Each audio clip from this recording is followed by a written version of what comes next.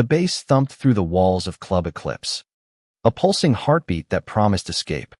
But all I wanted was a quiet corner to drown my doubts in whiskey. I wasn't here for the strobe lights or the sweat-soaked dance floor. I was here because Riley, my girlfriend of 3 years, had been slipping through my fingers like sand, and I needed to feel something solid again.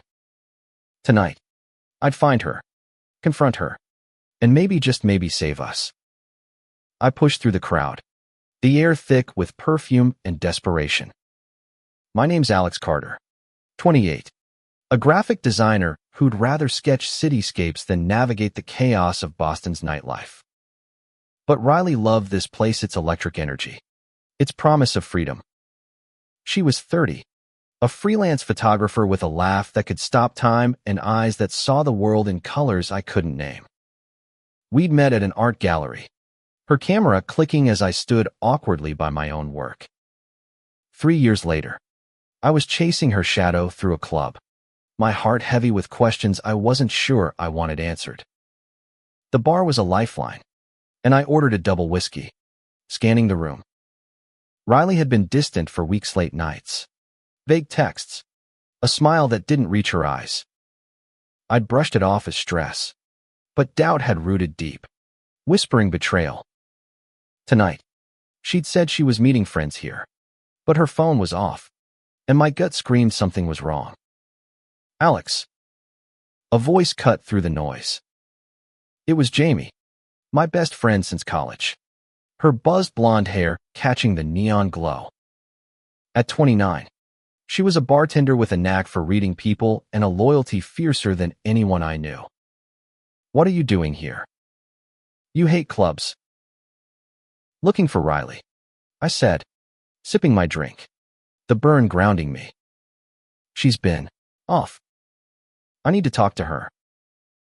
Jamie's eyes narrowed, her lips tightening. Alex, you sure you want to do this tonight? It's packed. Maybe she's just blowing off steam. Steam doesn't make you dodge calls, I replied, my voice sharper than intended. Jamie hesitated, then nodded toward the dance floor. She's over there. But be careful, okay? My heart lurched. Careful. Why? I followed her gaze, weaving through bodies until I saw her Riley, her auburn hair catching the light like fire. She was dancing, her body swaying with a grace that used to be mine to hold. But she wasn't alone. A woman I didn't know, maybe 32, with sharp cheekbones and a confident smirk, had her arms around Riley's waist, their bodies pressed too close, their laughter too intimate. The whiskey turned to acid in my throat. I stood frozen, the crowd blurring around me. Riley's hand brushed the woman's cheek, a gesture so tender it sliced through me. This wasn't a friend. This wasn't a mistake. This was betrayal, raw and undeniable, playing out under flashing lights. I stepped forward, my pulse hammering. Riley. My voice barely carried over the music, but her head snapped up, her eyes locking onto mine. The stranger's smirk faded, and Riley's face drained of color, her hand dropping like she'd been burned. Alex. She stammered, stepping back. The woman beside her crossed her arms, sizing me up like I was the intruder. What the hell is this? I demanded, my voice shaking but loud enough to turn heads. The music didn't stop, but the crowd around us slowed, sensing drama. It's not what you think, Riley said, her voice desperate, but her eyes betrayed her. They flickered to the woman, then back to me, filled with guilt. Not what I think. I laughed, bitter and hollow. You're practically draped over her. Riley. Who is she? The woman stepped forward, her voice cool. I'm Lauren. And you must be the girlfriend she's been too scared to leave. The words hit like a fist. The crowd murmured, phones already out, capturing the wreckage of my life. Riley's mouth opened, but no words came. I wanted to scream, to run, to rewind time to when her touch was mine alone. But all I could do was stand there, the truth exposed in the harsh glow of the club, my heart breaking in front of strangers. Riley's silence was louder than the music. I turned to leave, but her hand grabbed my wrist, her touch both familiar and foreign. Alex, please, let me explain. Explain. I yanked my arm free, my voice cracking. You've had weeks to explain. Months. Maybe. How long has this been going on? Lauren smirked again, but Riley shot her a look that silenced her. It's new, Riley said, her voice low. A mistake. I didn't mean for you to find out like this. A mistake. I echoed, my chest tight. You don't accidentally dance with someone like that. You don't accidentally lie to me. The crowd was a blur now, their whispers a dull roar. Jamie appeared at my side, her hand on my shoulder. Alex, let's go. You don't need this. But I couldn't move. Not yet. I needed answers, even if they destroyed me. Why? Riley. Was I not enough? Her eyes filled with tears, but they didn't fall. It's not about you not being enough. It's complicated. I was confused. Okay. I didn't know how to tell you. Confused. I spat. You're confused. So you cheat. You let me think we were fine while you were what? Falling for her. Lauren stepped closer, her voice sharp. Maybe if you'd paid attention, she wouldn't have needed to look elsewhere. Stay out of this. I snapped, my fists clenching. Jamie tugged at my arm, but I shook her off. Riley, you owe me the truth. How long? She hesitated, her gaze dropping. A month, she whispered. Maybe 2. 2 months. 2 months of lies, of her slipping away while I clung to the illusion of us. My vision blurred, not from the lights, but from the tears I refused to let fall. You should have told me, I said, my voice barely audible. You should have had the guts to end it. I didn't want to hurt you, she said, stepping closer. I love you, Alex. I still do. Her words were a knife, twisting deeper. You don't love someone and do this, I said, turning away. The crowd parted as I pushed through, Jamie at my heels, the weight of Riley's betrayal heavy on my shoulders. Outside, the Boston air was sharp, the rain a cold slap against my skin. Jamie caught up, her voice soft. You okay?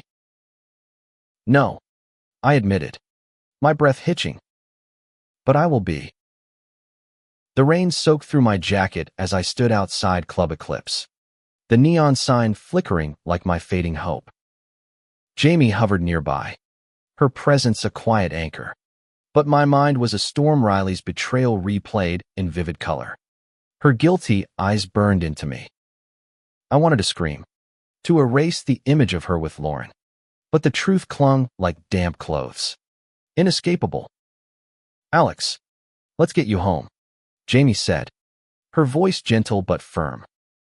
You don't need to stand here freezing. I shook my head, my hands trembling. I can't go home. Not yet. That's where I stopped, the words choking me. Our apartment, filled with her photos, our memories, felt like a trap now. I need to understand why. Jamie sighed, pulling her coat tighter. Sometimes there's no why that makes sense. She messed up. Bad. But you don't have to fix this tonight. She was right, but the ache in my chest demanded action. I pulled out my phone, ignoring the missed calls from Riley, and opened her last text, out with friends. Be home late. A lie, sent hours before I'd seen her with Lauren. My thumb hovered over her number, but I didn't call. Instead, I turned to Jamie. You knew, didn't you? Her eyes widened, then softened with guilt. I suspected. Saw her with Lauren at the bar last week. Didn't know how to tell you without proof. The confession stung, but I couldn't blame her. Jamie had always protected me, even when it hurt. Why didn't she just leave me? I asked, my voice breaking. If she wanted her, why keep me hanging on? Jamie stepped closer, her hand on my arm. Because she's selfish. Alex. She wanted both your stability, her thrill. People do that. They hold on until they're forced to choose. Her words cut deep, but they rang true. Riley had always chased the spark new projects, new cities, new highs. I'd been her steady ground, but maybe that wasn't enough. I wiped my face, unsure if it was rain or tears. I need to talk to her. Alone. Jamie frowned. Not tonight. She's still in there, probably spinning excuses. Give yourself time. But time felt like an enemy. I needed answers. Closure. Something to stop the freefall. Against Jamie's protests, I turned back toward the club, the pull of Riley stronger than reason. Inside, the crowd had thinned, the energy less frantic. I scanned the room, my heart pounding, until I spotted her at the bar, alone, her shoulders slumped. She looked up as I approached, her face a mix of relief and fear. Alex, thank God. I thought you were gone. Where's Lauren? I asked, my voice cold. Riley flinched. She left. I told her to go. This, she gestured vaguely. It's not what you think. Then what is it? I leaned against the bar, keeping distance between us. Because it looked like you were in love with her. Her eyes darted away, then back, glistening. I don't love her. I got caught up. She was exciting, different. But it's you I want. Alex. Always you. Her words were a lifeline I wanted to grab, but they felt hollow. Exciting. I repeated, the word bitter on my tongue. So I'm what? Boring. Safe. No. Riley's voice cracked, drawing eyes from nearby patrons.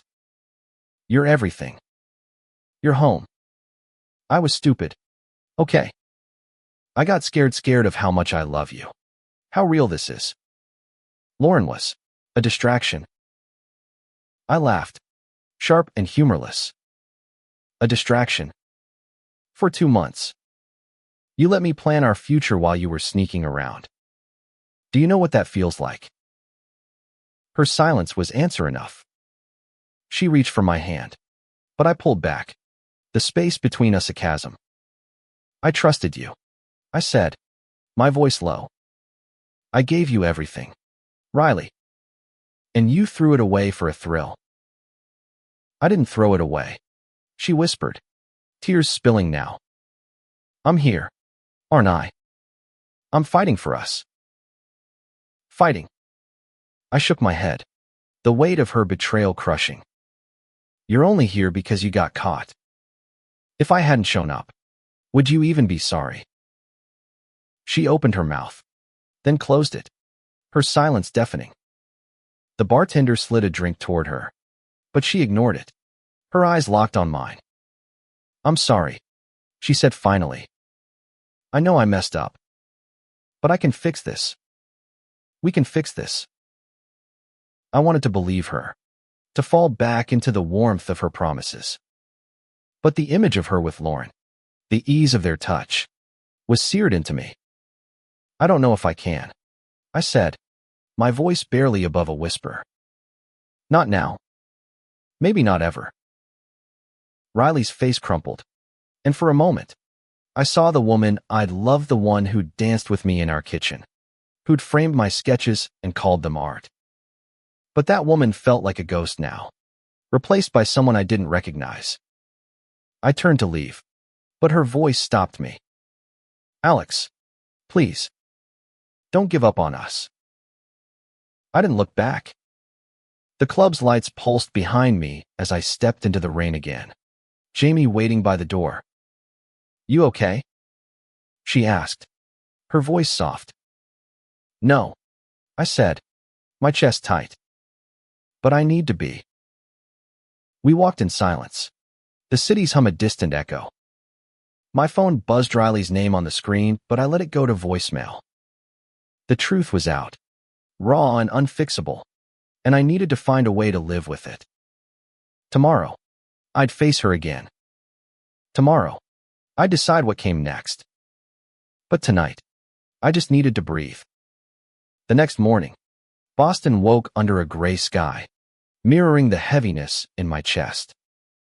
I sat in my apartment, our apartment surrounded by Riley's things, her camera on the coffee table, her scarf draped over the couch. Each item was a reminder of the life we'd built, now fractured by her betrayal at Club Eclipse. I hadn't slept.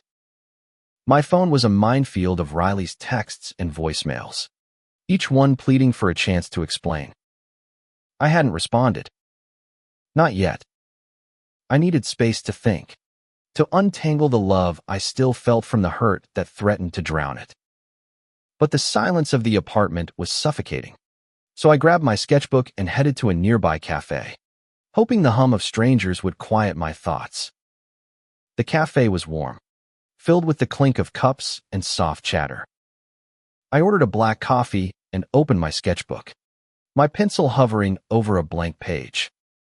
Usually, drawing grounded me, but today, my lines were shaky, my mind replaying Riley's arms around Lauren, her guilty eyes meeting mine. I sketched her face anyway, capturing the curve of her jaw, the spark in her eyes that had drawn me in years ago. It hurt to draw her, but it hurt more to stop. Mind if I sit? A voice pulled me from my thoughts. It was Mia, a 27-year-old illustrator I'd met at a gallery event last year. Her dark curls framed a kind face, her brown eyes warm with concern. She held a latte, her sketchbook tucked under her arm. Go ahead, I said, forcing a smile. Mia slid into the seat across from me, glancing at my sketch. Rough night? She asked, her tone gentle but knowing. I laughed, a dry sound. You could say that. I didn't want to spill everything, but Mia had a way of listening that made walls crumble. Before I knew it, I was telling her about Riley, the club, Lauren, every jagged piece of the night before. Mia listened, her expression softening. That's heavy. Alex. I'm so sorry. What are you going to do?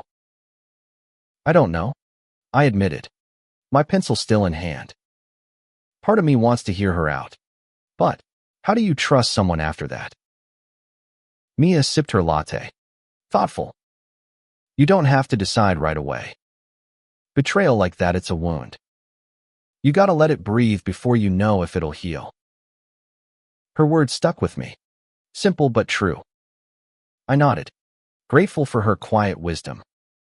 We spent the next hour sketching in companionable silence, her presence a small comfort in the chaos. Back at the apartment, Riley was waiting. She sat on the couch, her hair pulled back, her face pale. You didn't answer my texts, she said softly, standing as I closed the door. I needed time, I said, setting my sketchbook down. I still do. She nodded, her hands twisting together. I get it. But I need you to know I'm not giving up. I messed up, Alex, but I love you. I want to fix this. Her words tugged at me, but they couldn't erase the image of her with Lauren. How? I asked, crossing my arms. How do you fix 2 months of lying? Of choosing someone else? Riley's eyes filled with tears. I wasn't choosing her. I was lost. Work's been brutal, And I felt like I was failing you. Failing us. Lauren was there, and she made me feel seen. But it was a mistake. I see that now.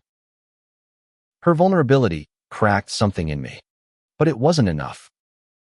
You felt unseen, I said, my voice rising. I was right here, Riley. I was planning our future, our home, our life. You didn't talk to me. You ran to her. I know, she whispered, stepping closer. I was scared. Scared of how much I need you. Scared of messing this up. And then I did anyway. Her words hung between us, heavy with truth. I wanted to hold her, to believe we could rebuild, but doubt held me back. I need time, I said finally. I can't do this right now. Riley nodded, wiping her eyes. I'll wait. However long it takes. She left quietly, the door clicking shut behind her. I sank onto the couch, her scarf still warm against my arm. My phone buzzed. Jamie. Checking in. I texted back. I'm okay. Just lost. Then I opened my sketchbook, Riley's face staring back at me. I tore the page out, crumpling it, but didn't throw it away. Not yet. That night, I met Jamie at a diner, needing her blunt honesty. Over greasy fries, I spilled everything: Riley's apologies, my confusion, the ache I couldn't shake. Do you think she's worth forgiving? I asked, my voice small. Jamie leaned back, her eyes steady. Depends. Can you look at her without seeing Lauren? Can you trust her again? Love's not enough if it's built on quicksand. Her words hit hard. Trust was the foundation we'd lost, and I didn't know if we could rebuild it. But as I walked home, the city lights blurring through my tears, I realized something. I wasn't just fighting for Riley. I was fighting for myself, for the strength to choose what I deserved. Days bled into weeks, each one a tug-of-war between holding on and letting go. Riley kept her distance, giving me the space I'd asked for. But her texts came daily, small, earnest messages that chipped away at my resolve. I'm thinking of you. I'm sorry. I'm here when you're ready. I didn't reply, but I didn't block her either. The truth was, I missed her, the way she hummed off-key in the shower, the way her laughter filled our apartment. But missing her didn't erase the betrayal, and I was still searching for a way to reconcile the two. I threw myself into work, sketching logos for a new client, but my heart wasn't in it. My nights were spent with Jamie or Mia, their support a lifeline. One evening, Mia invited me to an art gallery opening in downtown Boston, a chance to escape my thoughts. The gallery was alive with color and conversation, the kind of place Riley and I used to haunt together. I wandered through the exhibits, my eyes lingering on a painting of two women embracing, their forms blurred like a memory fading. You okay? Mia asked, appearing at my side with a glass of wine. I nodded, though my throat tightened. Just reminds me of her. Mia followed my gaze to the painting. Art's good for that. It holds what we can't say. She paused, then added, have you thought about what you want? With Riley, I mean. Every day, I thought. I wanted the Riley I'd loved, but I didn't know if she still existed. I want to believe she's sorry, I said, but I don't know if I can trust her again. Mia nodded, her eyes kind. Trust takes time. But you deserve someone who doesn't make you question your worth. Her words lingered as I left the gallery, the night air sharp against my skin. I walked home, the city's pulse steadying me. When I reached the apartment, I found a package at my door, a small box with Riley's handwriting. Inside was a photo she'd taken of us last summer, laughing on a pier, the sunset painting us gold. A note was tucked beneath, I see you, Alex. I always have. I'm trying to be better. My chest ached. I wanted to call her, to scream, to cry, to forgive. Instead, I set the photo on the table and went to bed, the weight of her words heavy in the dark. The next day, I agreed to meet Riley at a park near our apartment. Neutral ground, I told myself, though nothing about this felt neutral.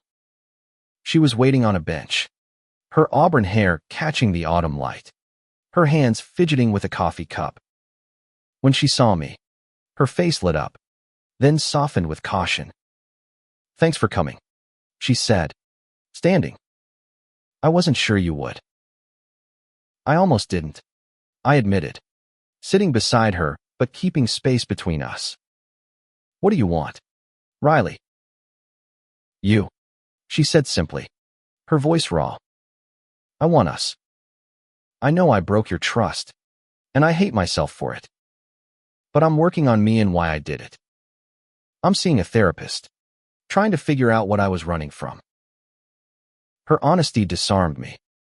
"Why didn't you tell me you were struggling?" I asked, my voice softer than I meant. "We could have faced it together." "I was scared," she said, her eyes meeting mine. "Scared of being too much, or not enough. I thought if I let you see my mess, you'd leave. So I pushed you away instead." Her words echoed my own fears, the ones I'd buried deep. "You didn't just push me away," I said, my voice steady but sharp. "You chose someone else. You let her in when I was begging to understand you." Riley's face crumpled. "I know. And I'll spend forever making it right if you'll let me." I looked away, the park blurring around us. A couple walked by, hand in hand, their laughter a stark contrast to our silence. I wanted to believe her, but trust was a fragile thing, and mine was still in pieces. "I don't know if I can do forever," I said finally. "But I'm here now. That's all I've got." Her eyes brightened, a flicker of hope. "That's enough for now," she said, her voice trembling. "I'll take it." We sat in silence, the space between us smaller but still there. I didn't know if we could rebuild, but for the first time, I felt the possibility of trying. As we stood to leave, her hand brushed mine, and I didn't pull away. It wasn't forgiveness. Not yet, but it was a start. Months passed, each one a step toward something new, whether it was healing or letting go. I wasn't sure. Riley and I started small, coffee dates, walks in the park, conversations that tiptoed around the past. She was trying showing up consistently, sharing pieces of herself she'd kept hidden before. Her therapy sessions were helping, she said, unraveling the fears that had driven her to Lauren. I listened, guarded but open, searching for the trust we'd lost. Boston's winter settled in, blanketing the city in snow. I kept sketching, pouring my confusion into lines and shadows. Mia's gallery had become a refuge, her friendship a steady light. One night, she invited me to a group show, her own work on display. As we walked through the crowd, I spotted Riley across the room, studying a painting. She hadn't told me she'd be here, but her presence didn't surprise me. We were still tangled, even in our uncertainty. "You okay with her being here?" Mia asked, her voice low. I nodded, though my heart raced. "Yeah. We're figuring it out." Riley approached, her smile tentative. "Hey, Alex." "Mia, your work's incredible." "Thanks," Mia said, her tone polite but cool. She excused herself, leaving us alone in the hum of the gallery. "You didn't tell me you were coming," I said, my voice neutral. "I didn't know if I should," Riley admitted, her eyes searching mine. "But I wanted to support Mia. And I hoped I'd see you." Her honesty softened me, but the memory of Club Eclipse lingered. "You're trying," I said. I see that. But I'm still scared. Riley. Scared you'll run again. She nodded, her expression pained. I know. I'm scared, too scared I'll lose you for good. But I'm not running anymore. I'm here, and I'm staying. Her words settled deep. A quiet promise. We walked through the gallery together, not touching but close, the space between us shrinking with each step. When we stepped outside, the snow fell softly, catching in her hair. She looked at me, her eyes bright with something I hadn't seen in months' hope. Can I walk you home? She asked. I hesitated, then nodded. Yeah. Okay. The walk was quiet. The city hushed under the snow. At my door, I turned to her, my heart full of questions, but also something new: clarity. I don't know if we'll ever be what we were, I said, my voice steady. But I want to try for something better. Something honest. Riley's eyes filled with tears, but she smiled. I want that too. More than anything. We stood there, the snow falling around us, and for the first time in months, I felt the weight lift. Not gone, but lighter. I reached for her hand, her fingers warm against mine, and we stepped inside together. Months later, we were still rebuilding, brick by brick. It wasn't perfect. Trust took time, and some days were harder than others. But we talked now, really talked, about our fears, our dreams, our flaws. Riley showed up, not just for me, but for herself, and I was learning to do the same. Jamie and Mia watched from the sidelines, their support unwavering, reminding me I wasn't alone. One evening, as spring bloomed, we sat on our couch, Riley's camera resting beside my sketchbook. She showed me a photo sheet. A quiet moment of two women on a bench, their hands intertwined, their faces soft with love. This is what I want, she said, her voice low. Us. Like this. Real. I looked at the photo, then at her, and saw the woman I'd loved, flawed but trying. Me too, I said, and meant it. The betrayal at Club Eclipse had shattered us, but it also forced us to face our truths. We weren't the same, but maybe we didn't need to be. Love, I learned, wasn't about perfection. It was about choosing each other, again and again, even when it hurt. And as Riley's hand found mine, I knew we were choosing to try, to build something stronger from the pieces.